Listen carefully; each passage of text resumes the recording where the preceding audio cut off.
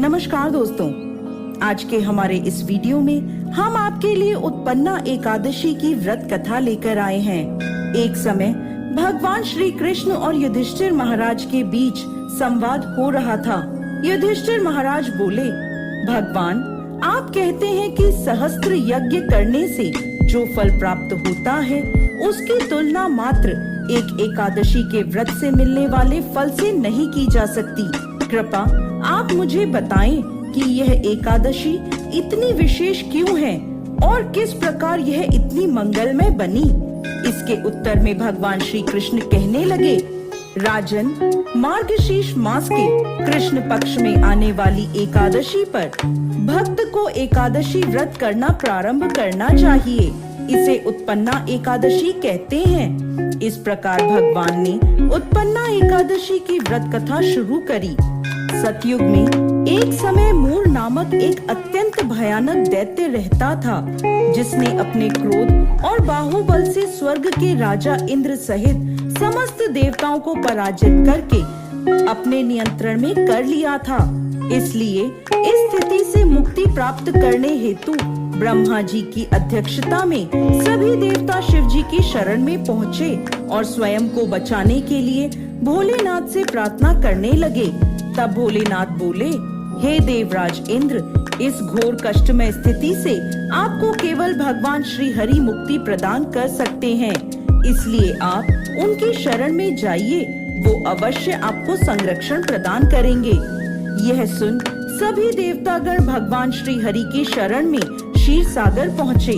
वहाँ जाकर उन्होंने भगवान विष्णु से प्रार्थना करी और कहने लगे, हे कमल नयन, हे मधुसूदन, आप सदैव अपनी शरण में आने वालों की रक्षा करते हैं। हे प्रभु, ब्राह्मण कुल में नाड़ी जंग नामक एक शक्तिशाली दैत्य उत्पन्न हुआ था, जिसने सभी देवताओं का संहार करने की प्रतिज्ञा ली थी। उसका पुत्र है मूर। इसकी नगरी का नाम है चंद्रावती और इस दैत्य ने त्रिलोक में हाहाकार मचाया हुआ है। इसने सभी देवताओं को पराजित कर अपने पराधीन कर लिया है।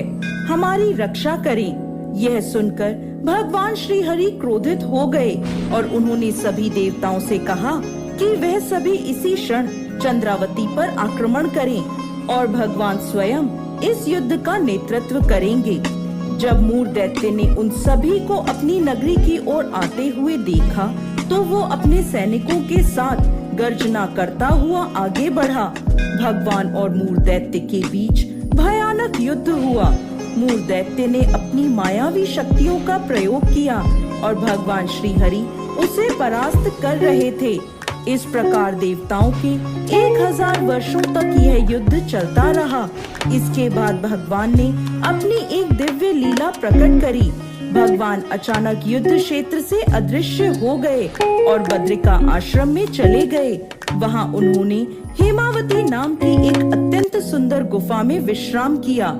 जब मूर को यह बात पता चली कि भगवान विश्राम कर रहे हैं, तो उसने निश्चय किया कि अब वो भगवान श्री हरि का वध कर देगा।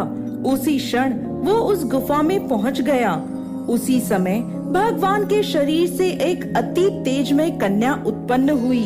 वह बिजली के समान तीव्र और समस्त अस्त्र शस्त्रों से सुसज्जित थी। इस कन्या ने मूर को युद्ध के लिए ललकारा। इस अत्यंत कांतिमय कन्या को देखकर मूर भी आश्चर्यचकित हो गया। युद्ध की ललकार को उसने अनसुना नहीं करा और उसने भगवान को छोड़कर उस कन्या से युद्ध प्रारंभ कर दिया। अचानक उस कन्या ने सभी अस्त्रों का विनाश करते हुए उसका सिर धड़ से अलग कर दिया, जिससे उसकी मृत्यु हो गई। जैसे ही उसकी मृत्यु हुई, भगवान श्री हरि निद्रा से उठे और उस तेजस्वी कन्या से पूछने लगे, हे देवी, आप कौन हैं और इस असुर का वध किसने किया?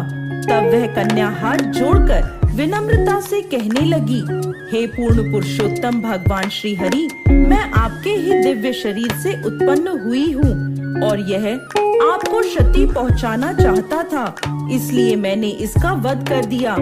ये सुन भगवान अत्यंत प्रसन्न हुए और कहने लगे, हे देवी, आपने सभी देवताओं को इस महान संकट से बचाया है और आपके इस पराक्रम से मैं अति प्रसन्न हूँ। आपको जो वर चाहिए मांग लीजिए। यह सुन वो कन्या बोली, हे प्रभु, यदि आप मुझसे प्रसन्न हैं, तो मुझे वरदान दीजिए कि आज के दिन मैं उत्पन्न हुई हूँ। जो भी व्यक्ति आज के दिन उपवास कर आपकी पूजा आराधना करे, मैं उसके समस्त पाप नाश कर सकूं। जो भी व्यक्ति आज के दिन संध्या के समय भोजन ग्रहण करे या संपूर्ण उपवास का पालन करे, आप उस व्यक्ति को सुख, संपत्ति और मोक्ष प्रदान करेंगे। ये मेरी इच्छा है।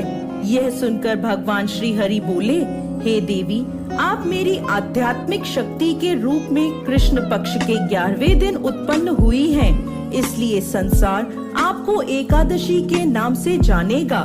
आपकी उत्पत्ति का यह दिन मुझे अति प्रिय होगा।